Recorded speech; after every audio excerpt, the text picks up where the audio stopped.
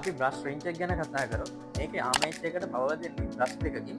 එතකොට මේකේ ආමේච් එකට සප්ලයි දෙන හින්දා පවර් ලොස් එකක් වැඩි, හීට් එකක් ජෙනරේට් වෙනවා. ඒකින් අපිට ඩියුරබිලිටි අඩුයි. මොකද අපිට හැම වෙලේම බ්‍රෂ් එක මාරු කරන්න වෙනවා. ඒක සිම්පල් මෙකනිසම් එකක් තමයි මේකේ තියෙන්නේ. බ්‍රෂ් එක ගත්තොත් මේකේ මෝටර එකේ ෆ්‍රික්ෂන් එක අඩුයි. මොකද බ්‍රෂ් දෙකක් මේකේ ආමේච් එකේ ඇතුල් වෙන්නේ නැහැ. ඒක නිසා පවර් ලොස් එක අපිට අඩුයි. කාර්යක්ෂමතාවය වැඩි. මේකේ ඩියුරබිලිටි අතින් ටිකක් ඉහළයි. ඒක නිසා මේකේ බැටරිය ඩ්‍රේන් වෙන ප්‍රමාණයත් අඩුයි. ටෝක් එක මයිනේ නිව්ටන් මීටර්ස් වලින්. ඔය ඇණයක් ගලවද්දී ඒ හැම ඇණයකටම ටෝක් එකක් තියෙනවා. ඔයා ඒ ඇණේ ගලවන්න ඕන නම් ඔයා බලන්න ඕනේ ඔයාගේ රින්ච් එකේ තියෙන ටෝක් එක මොකක්ද කියලා. එතකොට ඒ අනුව ඔයාට ගැලපෙන රින්ච් එකක් තෝරගන්න පුළුවන්. මේ හැම රින්ච් එකේම නිව්ටන් මීටර්ස් ගන්න සඳහන් කරලා තියෙනවා.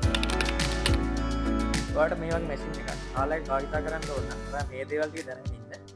මේකේ තියෙන්නේ රින් හැමර් කියලා මෙතඩ් එකක්. ඒ කියන්නේ රින්ච් එක කරකවන ගමන් මිටේකින් පහර දීම කියන මෙතඩ් එක. මේක ඕවර්ලෝඩ් කරොත් ඒ කියන්නේ ඔයා මේ රින්ච් එකෙන් මේකට වඩා ලෝඩ් එකක් වැඩි ඇණයක් ගලවන්න ගත්තොත් මේ මෙකනිසම් එකට ඩැමේජ් වෙනවා.